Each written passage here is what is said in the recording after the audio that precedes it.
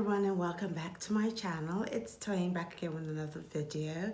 It's been a while since we last sat together on YouTube and discussed some books. So I thought I would jump on here and deliver some promised in-depth reviews about books that I may have mentioned in previous videos, such as like my top 5 favorite books, etc., my favorite books of all time, that kind of thing. I thought I had actually given in-depth reviews on each of these books, but I went through my playlist and realized that I hadn't, so apologies for that. So without further ado, I'm going to launch into the first of a series of reviews, and today we're going to be talking about one of my favorite books called The Name of the Wind by Patrick Rothfuss. As per usual, I'm going to read you a bit of the synopsis, then I'm going to tell you what I liked about the book, what I didn't like about the book, if anything, and give you my rating for the book. So here we go. The Name of the Wind is book 1 in the King Killer Chronicles, and it follows the life of a young man or man called Kvothe. So it's told in Kvothe or Kvothe, I don't know how you pronounce it, but I think it's Kvothe in my head. Told in the tale of Kvothe's own voice, this is the tale of the magically gifted young man who grows to be the most notorious wizard his world has ever seen. The intimate narrative of his childhood in a troupe of traveling players, his years spent as a near-feral orphan in the crime-ridden city, his daringly brazen yet successful bid to enter the legendary school of magic, and his life as a fugitive after the murder of a king form a gripping coming-of-age story unrivaled in recent literature. This is a high-action story written with a poet's hand. The Name of the Wind is a masterpiece that will transport readers into the mind and body of a wizard. So basically what happened was that there was this traveling journalist called a chronicler, but basically he was a journalist. So he was traveling along and he came into some misfortune and was attacked by some horrible spider-looking creatures.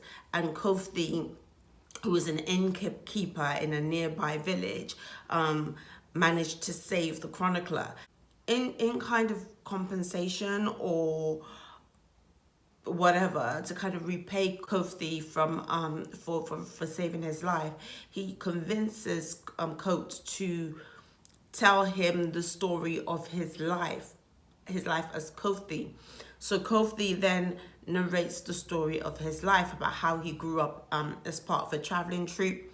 As part of this traveling troupe, his father, who was like a well-known musician, was trying to collect stories about these mythical creatures called the Chandran, who I believe are like the Fae, so that he could write the greatest song ever written. But he wanted to collect somewhat truthful stories, but then he came a little bit too close to the truth. So if you came close to discovering the truth of their existence, they would basically just wipe out those people. And unfortunately his father had, and so they wiped out not only his father and his mother, but everybody in the traveling troupe. So he became an orphan. And then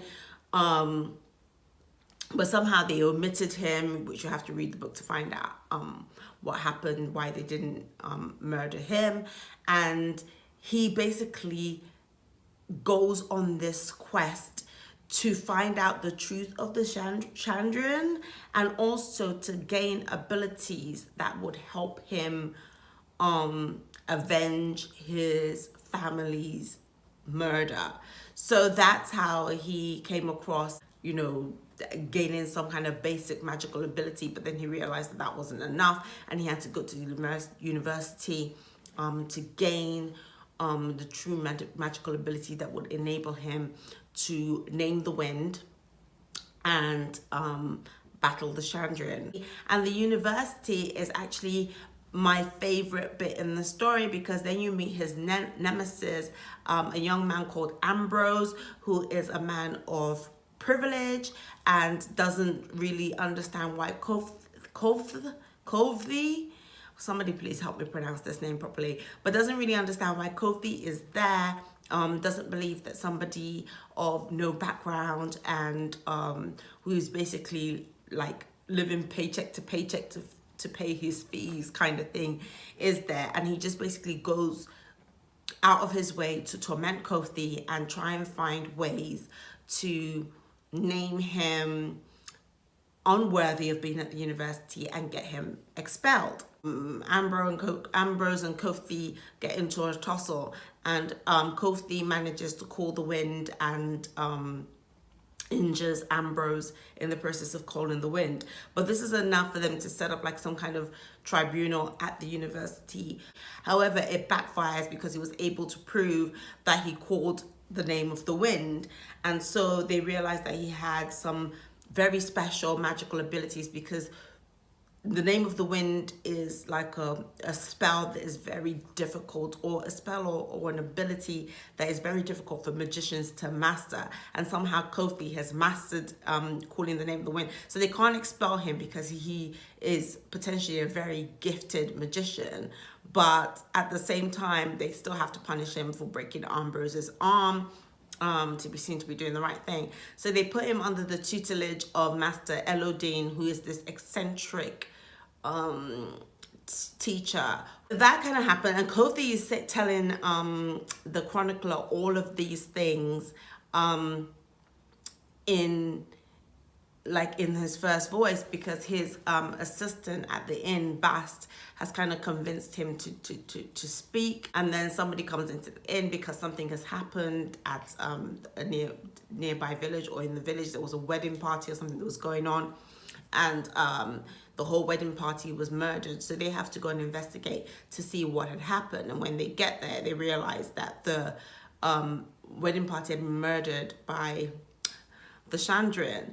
And then Bast reveals himself to the chronicler that he had basically set the chronicler up to be where he was when Kvothe rescued him, because Kvothe has been kind of lying dormant and has forgotten who he is as a magician, as a person, and there is impending doom that is going to be visited upon the continent of Tenement, or whatever it's called, and Kvothe needs to basically wake up and realize who he is, because he's the only one that can save humans and Fae alike, because the world of the Fae and the world of the humans mustn't fully converge.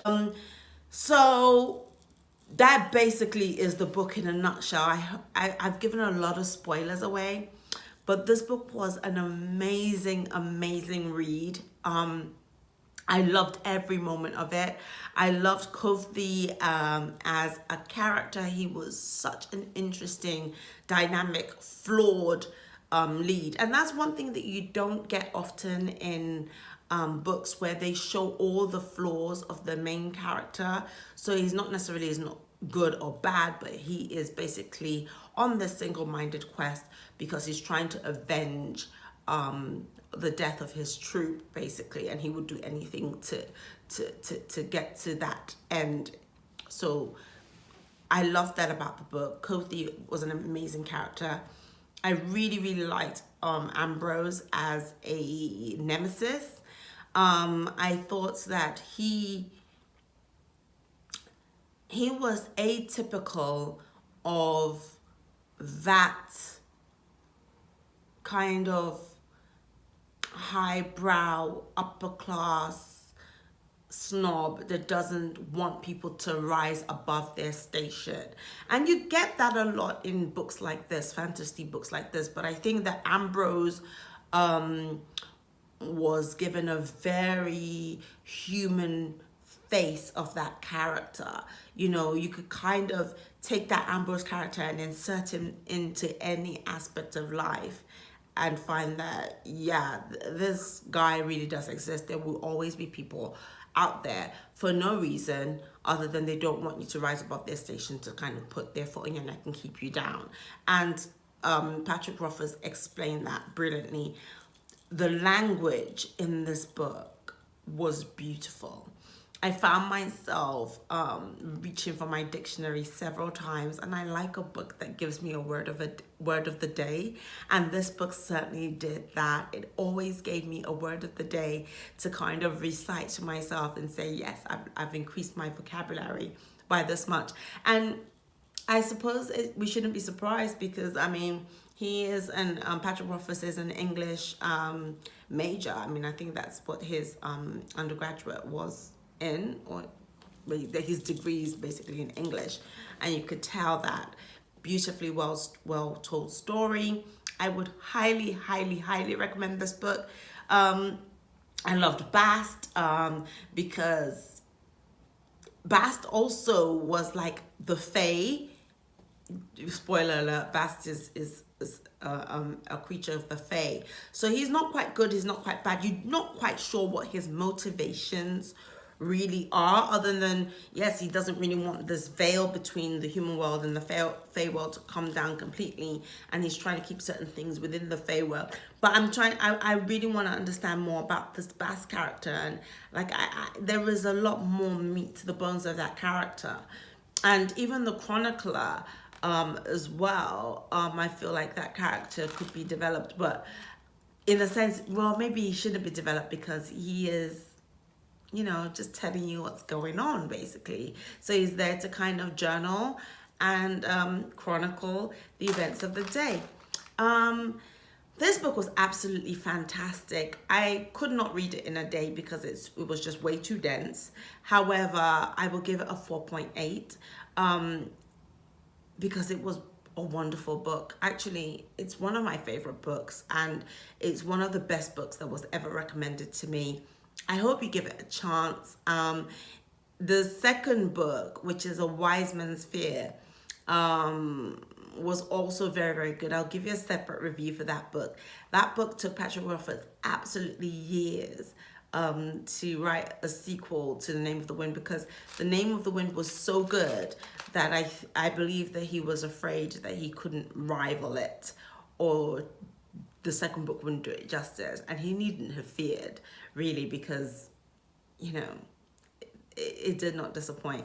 So please let me know your thoughts. Have you read The Name of the Wind?